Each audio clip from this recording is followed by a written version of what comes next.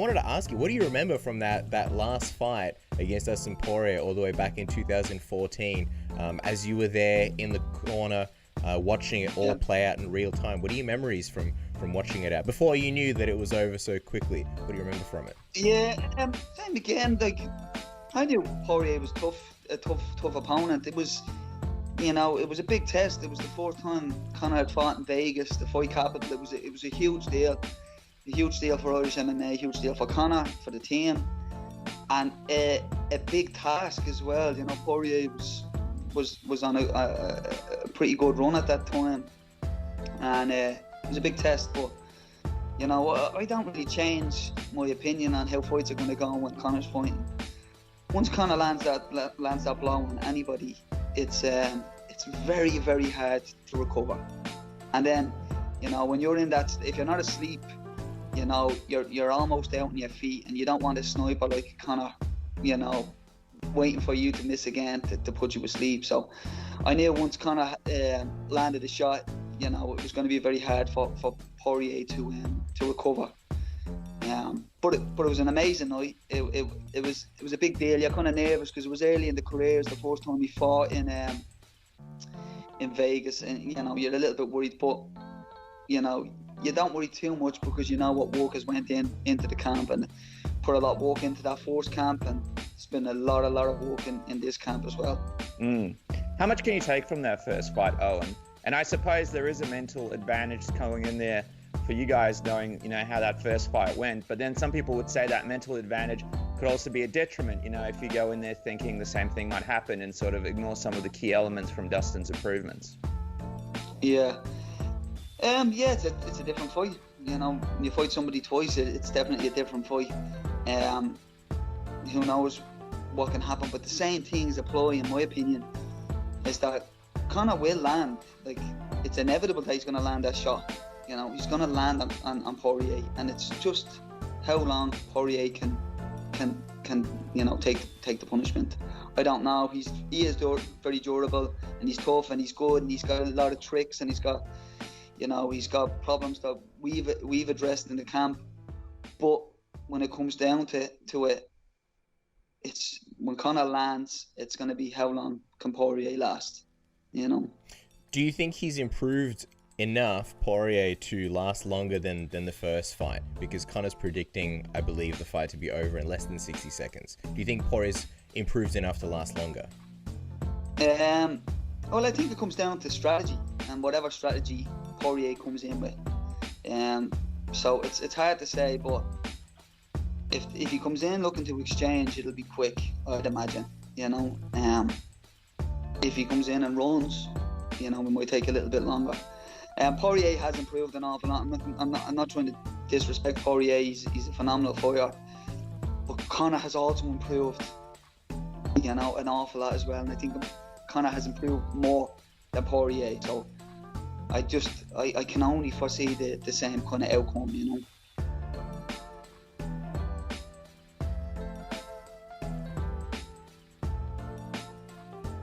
mentioned earlier that you'd agreed to be on this card even before Chandler was your opponent, right? Like, so what was the discussion like with this?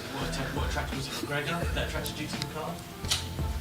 So they approached me with Michael Chandler on this card, but it was like the opportunity to slip into the main event is definitely what initially attracted me before I researched Michael Chandler. But being part of a huge McGregor card, being it's pretty crazy times with the COVID situation. Someone could fall out, and whether that's a bit of redemption against Dustin Poirier, or whether that's fighting the most well-known fighter in the world, that's who I want to test myself against. So that's initially what drew me to it, was fighting either one of them.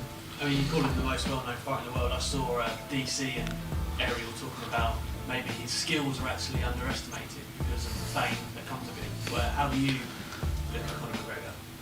I definitely don't underestimate his skills. Like, just strip that away. I see past all of that. I see him as a competitor. But strip all of it away. Strip strip the persona away of Conor McGregor. Skill for skill, with Khabib retired, I think he's the most technically sound fighter out there. I think incredible striker, and I feel like he's the best lightweight with the champion retired. Skill for skill.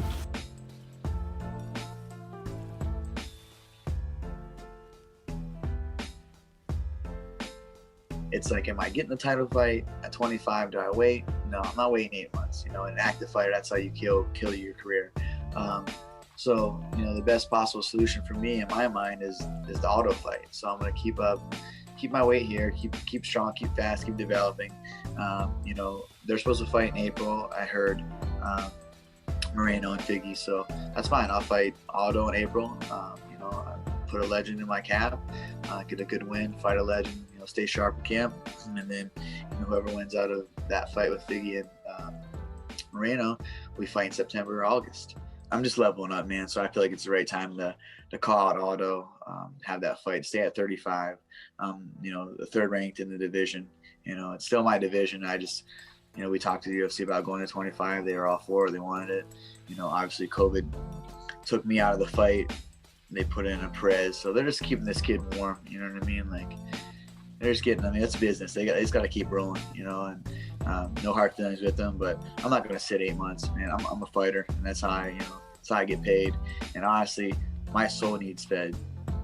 I need to be in the octagon. I don't have purpose without being in there, or a fight that's looming, a fight that I can look forward to. I push myself every day, and it's me versus me always, but it's nice to have a target. It's nice to have something to aim for, and Jose Aldo is one of those guys that gets me up.